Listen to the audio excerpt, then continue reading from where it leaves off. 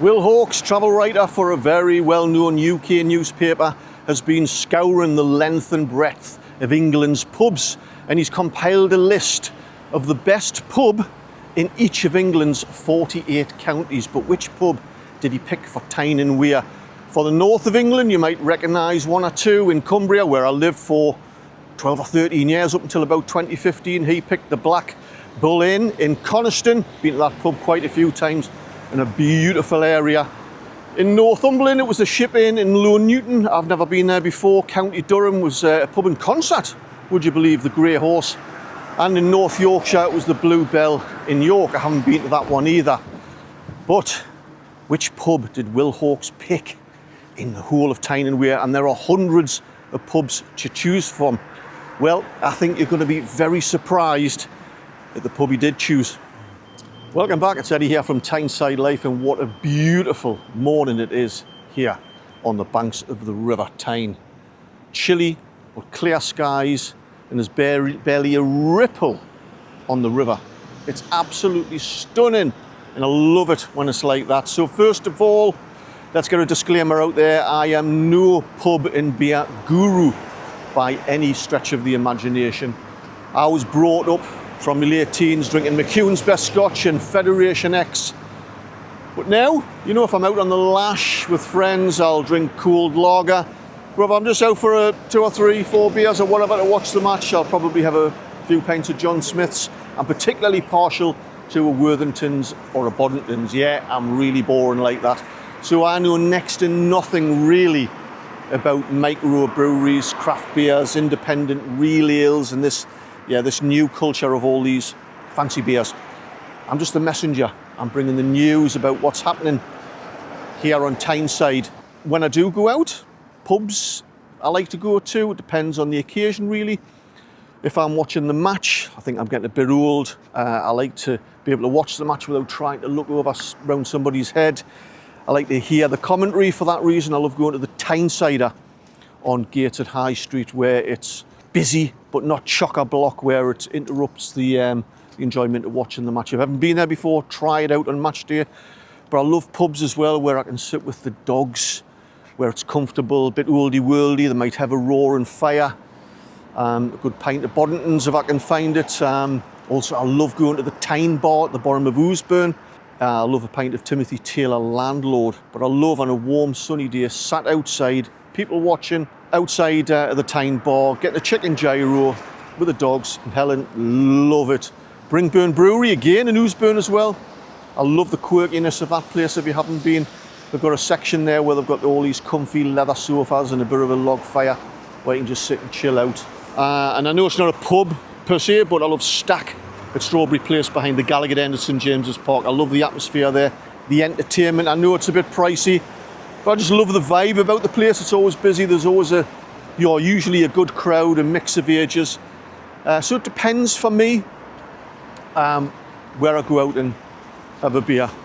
What about you? What sort of places in Tyneside do you love to socialise? Let us know in the comments below.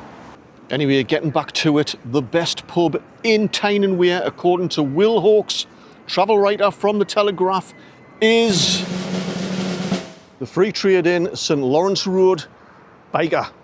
Yep, the Free Trade Inn in Byker. You might be very surprised at that. I was, but I certainly don't mean that comment to be a detrimental one about the Free Trade Inn, because when you look at its resume, it claims to have the best modern beer and cider from the cask, keg and bottle. Camera Tyneside Pub of the Year 2013, Camera Tyneside Cider Pub of the Year 2011, 12, 13, 14, Camera Regional Cider Pub of the Year 2012 and 14, and voted one of the top 10 pubs in Newcastle and Gated.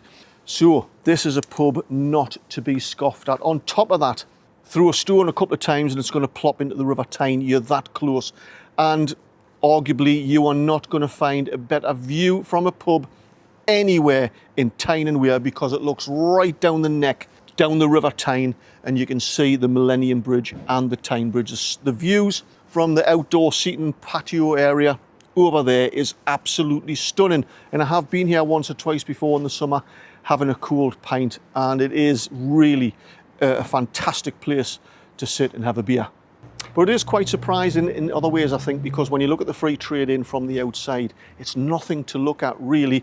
It's quite unassuming. It doesn't serve food, but it's one of those places when you come to, when you visit and you go inside, it catches you by surprise a little bit. The staff are friendly. I had a brief chat with Tom Bergman. He's from Pennsylvania, the USA, but he was a bit too shy to go on camera.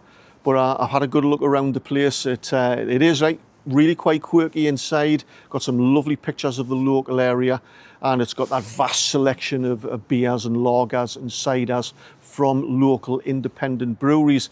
It's got a working fire, which is always a plus for me.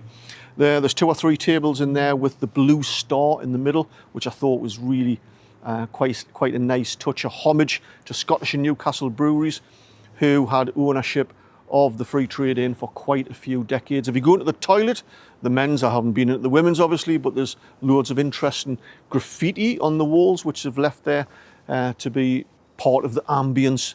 But without a doubt, the jewel in the crown of the free trade in is sat at the front of the pub. There's a dozen or so benches there where you can sit in the summer with your friends with cold drinks, and you're looking right down the throat of the River Tyne at the Millennium Bridge. It's a view that, like I say, is second to none, and it just doesn't get any better than that.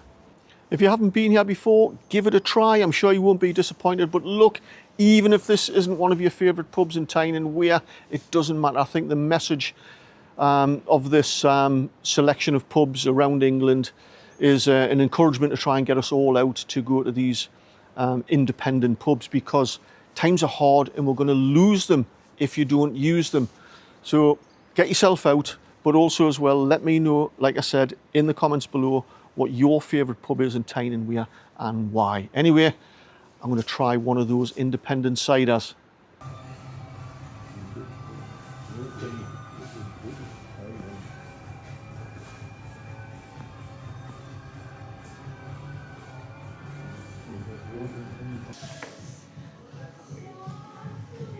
Cheers.